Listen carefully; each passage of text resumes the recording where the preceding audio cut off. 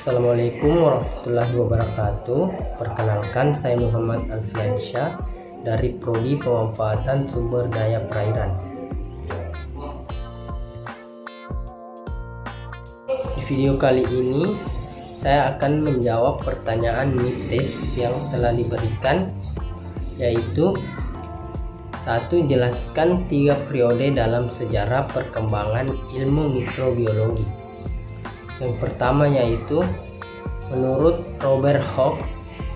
Adakah yang pernah mendengar tokoh berjasa Robert Hooke? Mungkin di antara kalian ada yang tidak tahu ya. Jadi Robert Hooke ini adalah seorang matematikawan sekaligus sejarawan alam. Wah, dari sebutannya saja sudah kelihatan kalau beliau ini sangat keren ilmunya. Ternyata jadi Robert Hooke ini juga seorang ahli mikroskopi loh. Nama dan kiprahnya dikenal di tahun 1635 sampai 1703. Lelaki dari Inggris ini pun juga pernah menulis sebuah buku yang cukup terkenal kala itu di tahun 1665 berjudul Micrographia, di mana buku ini merupakan deskripsi pertama kalinya yang menguas tentang mikroorganisme loh. 2. Robert Koch. Jadi selain mengenal Robert Hooke di abad ke-16 masuk area Robert Koch. Pada kala itu muncul wabah penyakit menular. Dari penyerapan penyakit itu, singkat cerita, berhasil ditemukan penyebabnya apa. Salah satunya disebabkan adanya mikroorganisme yang kala itu belum ada buktinya. Kehadiran Robert Koch yang tidak lain adalah seorang dokter pun ahlinya menemukan problem solvingnya.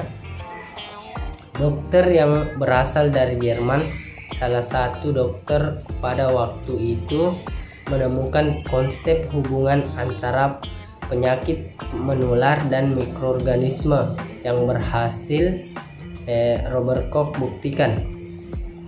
Tentu saja apa yang ditemukan ini penemuan fenomenal dan mendorong banyak calon peneliti yang sampai sekarang mengembangkan penemuan tentang mikrobiologi sampai bisa berkembang seperti sekarang. Dari apa yang telah ditemukan oleh Robert Koch, maka disebutlah postulat Koch hingga sampai sekarang telah menjadi standar dalam setiap kali menentukan penyakit menulis. Yang ketiga, Pasteur, pengertian mikrobiologi. Era selanjutnya adalah era Pasteur. Sesudah 2 era tersebut mulai banyak ilmu pengertian mikrobiologi yang dikembangkan dan diteliti lebih dalam. Semakin banyak peningkatan dan pemanfaatan mikroorganisme dalam kehidupan manusia, meskipun terbilang lambat. Tidak begitu ada yang menonjol dari observasi dan penelitian yang telah dilakukan.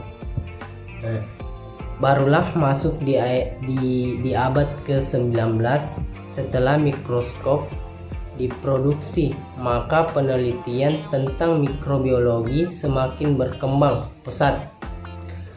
Pengetahuan manusia terhadap mikroorganisme semakin berkembang lagi, hingga sampai sekarang mikrobiologi tidak hanya bermanfaat secara medis dan kesehatan saja, tetapi untuk di bidang pertanian pun bisa diterapkan. Tentu ini kabar menggembirakan dan bentuk kemajuan. Yang kedua yaitu jelaskan tentang pengertian sel, pembagian sel berdasarkan penyusun makhluk hidup, pengertian eukariotik dan prokariotik, organ sel dan fungsinya berdasarkan sel hewan. Sel merupakan unit organisasi terkecil yang menjadi dasar kehidupan dalam arti biologis. Semua fungsi kehidupan diatur dan berlangsung di dalam sel. Karena itulah sel dapat berfungsi secara autonom asalkan seluruh kebutuhan hidupnya terpenuhi.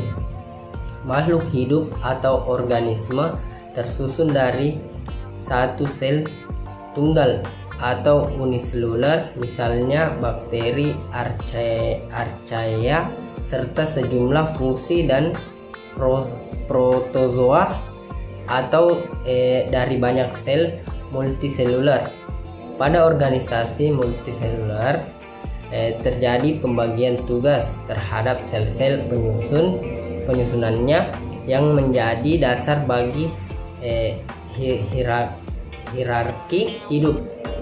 Sel adalah kesatuan struktur dan fungsional makhluk hidup yang mengandung pengertian sebagai penyusun makhluk hidup dan melaksanakan semua fungsi kehidupan. Berdasarkan jumlah sel penyusun pada makhluk hidup dapat digolongkan menjadi makhluk hidup uniseluler dan multiseluler. Sel eukariotik.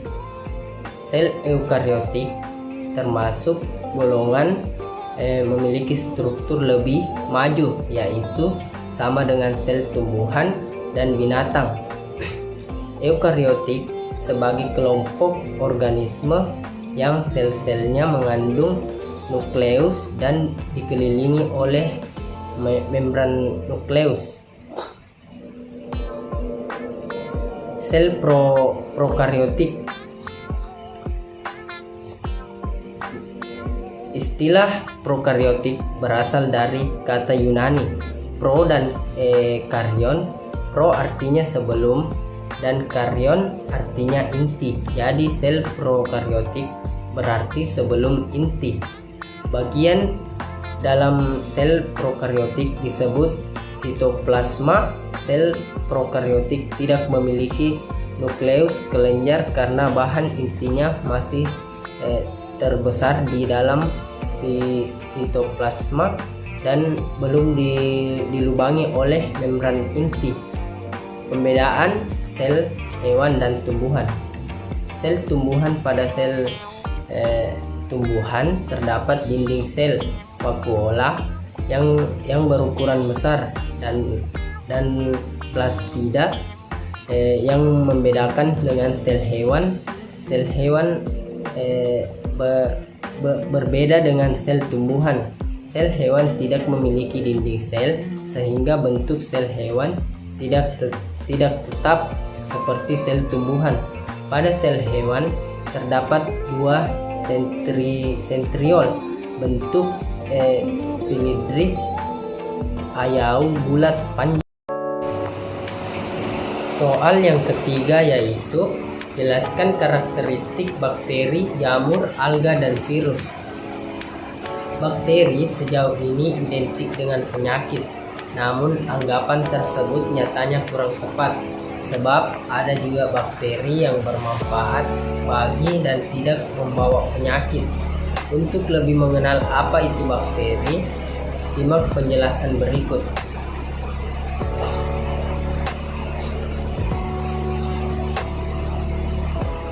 Menghitung dari hellosehat.com, bakteri adalah organisme sel satu dan merupakan makhluk hidup dengan populasi terbanyak di bumi. Organisme berukuran mikro ini bisa ditemukan di mana saja, bahkan dalam tubuh manusia pun ada bakteri. Jamur atau istilah lainnya fungsi adalah tumbuhan yang memiliki ciri-ciri sebagai berikut: uniseluler dan multiseluler. Selnya memiliki member inti atau eukariotik, tidak memiliki klorofil sehingga bersifat heterotrof. Sedangkan alga memiliki sifat uniseluler atau atau multiseluler, mempunyai dinding sel atau tidak termasuk soliter, dapat bergerak dan tidak bergerak, termasuk metagenesis atau tidak dapat hidup dengan bebas, atau bersimbolisis dengan jamur membentuk lichen pada tubuh, gangguan atau alga. Tidak dapat dibedakan antara akar, batang, dan daun. Dan virus adalah mikroorganisme patogen yang hanya terdapat beraplikasi di dalam sel makhluk hidup karena mereka tidak memiliki perlengkapan seluler untuk berproduksi sendiri. Semua bentuk kehidupan dapat diinfeksi oleh virus melalui diri hewan, tumbuhan, hingga bakteri dan archaea. Nomor 4 yaitu jelaskan tentang klasifikasi karakteristik morfologi perkembangan jamur. Klasifikasi jamur berdasarkan siklus tubuh dan cara reproduksinya. Jamur dibedakan menjadi 4 divisi, yaitu divisi Zygomycota. Zygomycotina disebut juga sebagai Choenocytic truth fungsi.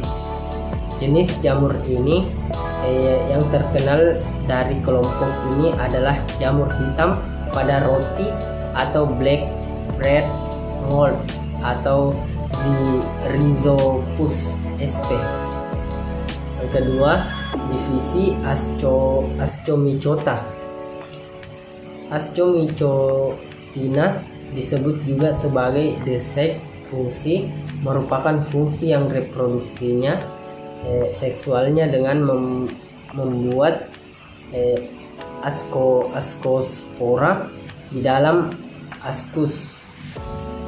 Askus sama dengan sats atau kantung atau pundi-pundi. Askus adalah semacam sporagium yang menghasilkan askospora. Divisi Basitmycota. Divisi Basitmycota beranggota sekitar 25.000 spesies. Jamur ini mudah dikenal karena umumnya memiliki tubuh buah seperti payung. Walaupun sebagian jamur divisi ini dapat dikonsumsi, beberapa jamur dapat pula mematikan. Definisi Deuteromycota. Siklus hidup Deuteromycota pada cara reproduksi aseksual dengan menghasilkan conidia atau menghasilkan hifa khusus yang disebut conidiophore. Jamur bersifat saprofit di banyak jenis materi organik sebagai parasit pada tanaman tingkat tinggi dan perusak tanaman budidaya dan tanaman hias. Biasanya jamur berproduksi secara generatif karena kondisi lingkungan yang berubah atau pada kondisi darurat lainnya. Keturunan yang dihasilkan sendiri memiliki genetik yang beragam dan lebih adaptatif terhadap perubahan lingkungan. Reproduksi secara generatif didahului dengan pembentukan spora seksual yang memiliki jenis hifa berbeda. Hifa membentuk gametagium atau organ yang menghasilkan gamet. Gametagium berplasmogami, yaitu peleburan sitoplasma dan kemudian membentuk rhizosporangium. Dikariotik atau heterokariotik dengan pasangan nukleus haploid yang belum bersatu. Hygosporidium ini memiliki dinding sel yang tebal dan kasar yang memungkinkan untuk bertahan pada kondisi lingkungan yang buruk. Dan nomor selanjutnya yaitu jelaskan tentang klasifikasi karakteristik morfologi, perkembangbiakan dan prosozoa. Pengertian prosozoa adalah hewan berkesal, satu yang hidup sendiri atau dalam bentuk koloni kelompok. Tiap prosozoa merupakan kesatuan yang lengkap baik dalam susunan maupun fungsinya, sanggup melakukan semua fungsi kehidupan yang pada jasad lebih besar dilakukan oleh sel-sel khusus. Arti penting prosozoa sebagai mata rantai penting dalam rantai makanan untuk komunitas dalam lingkungan akuatik, contoh zooplankton atau hewan hidup dari fitoplankton atau tumbuhan yang fotosintetik sebagai prosozoa,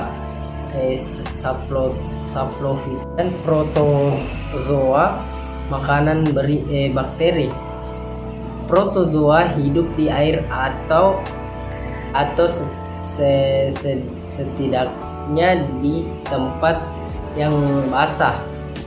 Mereka umumnya hidup bebas dan berdapat di laut, lingkungan air tawar atau dataran. Beberapa spesies bersifat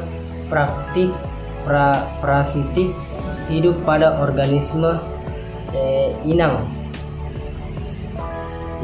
Prosozoa yang bersifat parasit dapat berubah organisme sederhana seperti alga sampai ke vertebrata yang kompleks, termasuk manusia. Beberapa spesies dapat tumbuh di dalam tanah atau pada permukaan tumbuh-tumbuhan. Semua protozoa memerlukan kelembaban yang tinggi pada habitat apapun. Dan yang terakhir yaitu jelaskan tentang pengertian enzim, karakteristik dasar enzim, kespesifikasikan enzim, struktur enzim, cara kerja enzim. Enzim sangat bermanfaat dan dibutuhkan oleh tubuh. Namun sebenarnya apa yang dimaksud dengan enzim dan bagaimana cara kerja enzim? Tubuh akan mengalami gangguan metabolisme yang bisa berujung pada penyakit serius bila kekurangan enzim. Maka dari itu, pastikan kadar enzim di dalam tubuh kita tetap dalam keadaan seimbang dengan mengonsumsi makanan yang sehat. Enzim merupakan senyawa protein yang membantu proses metabolisme dalam tubuh. Dengan adanya enzim, metabolisme akan berlangsung dengan cepat karena menurunkan energi atau aktivitas yang diperlukan untuk berlangsungnya reaksi tersebut. Tanpa adanya enzim dalam tubuh, reaksi metabolisme metabolisme dalam tubuh akan berlangsung sangat lama. Adapun struktur enzim, yaitu enzim terdiri dari dua komponen, yakni bagian pro atau apoenzim dan bukan bagian dari protein atau gugus protetik. Apoenzim tersusun atas protein dan mudah berubah tergantung faktor lingkungan, misalnya pH dan suhu. Sedangkan gugus protektik dan gugus yang tidak aktif saat ini terdiri dari unsur logam seperti besi, mangan, magnesium atau natrium yang disebut kofaktor. Namun gugus protektik juga dapat berupa bahan organik dan bukan protein seperti vitamin B atau koenzim. Cara kerja enzim, secara sederhana enzim bekerja seperti kunci dan gembok. Pasalnya dalam materi enzim dapat tempat yang aktif atau aktif site, yang mana substrat tertentu dapat bergabung ke dalamnya dan bekerja secara spesifik.